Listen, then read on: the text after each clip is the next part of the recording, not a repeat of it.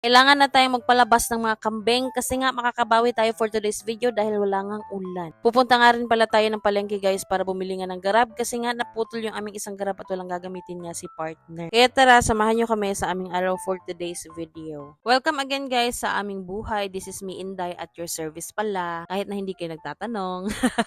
Siyempre guys, nakaugalian na natin at routine na nga natin na magpastol ng mga kambing. Kaya here we go again dito sa ating kambingan or kulungan ng ating mga kambing para palabasin nga sila. Siyempre guys, medyo aligaga ang mga kambing kasi nga gusto nang lumabas at ayan itataboy na nga natin para nga din mapabilis tayo. Siyempre guys, nakaugalian na nga namin na 9 AM pataas sila palabasin kasi nga medyo tuyo na yung mga dahon na pwede nilang kainin. Possible nga kasi guys na magbasa yung kanilang mga dumi kapag medyo maaga pa silang ipalabas. Ayan guys, naghihintay nga pala si partner sa kabilang dulo para siya nga yung mag-open ng kanilang gate para nga din hindi masagasaan. Syempre guys, as a traffic enforcer, ayan, hintayin natin na maging go signal na si partner para makalabas na nga ang mga kambing. Pagka-uwi nga namin sa bahay guys, ay naligo at nagbihis na rin kami kasi nga plano namin bumili ng mga botas, medyas, tsaka garab na gagamitin namin para sa aming mga baka. Nasira na nga rin kasi yung mga ilang gamit namin guys, kaya kailangan makabili kami kasi nga napaka-essentials nito para sa amin. Mas mapapabilis nga kasi yung mga trabaho natin guys kapag meron tayong mga gamit or bagay na kailangan nga natin din sa pag-aalaga sa kanila. Yan guys, nakakuha na nga kami ng garab na aming bibilhin. Syempre pumunta nga din kami sa ibabaw na part ng mall na to or department store para nga kumuha ng botas guys tsaka ng medyas para nga din hindi tayo mabasa kapag pumupunta tayo sa mga matutubig na part.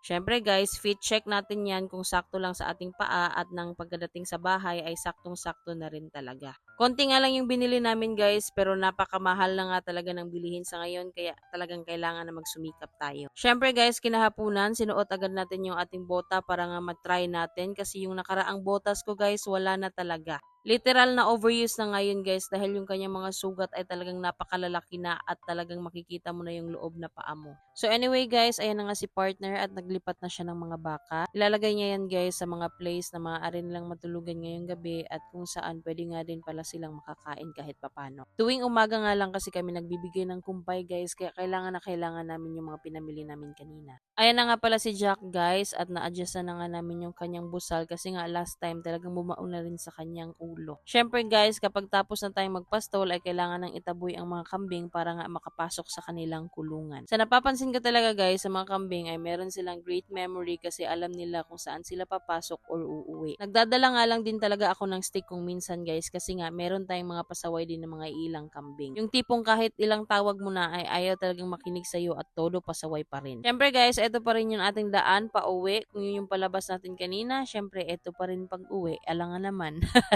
Madali nga lang din pala silang mapapasok guys lalo na kung busog na busog talaga sila. May mga pagkakataon nga din kung minsan guys na umuuwi na lang sila ng kusa. Kapag ganun nga guys ay kung minsan pumupunta na lang ako dito sa kulungan nila para nga magsirado nitong kanilang mini gate. And that's it for today's video guys. Thank you for watching. Bye!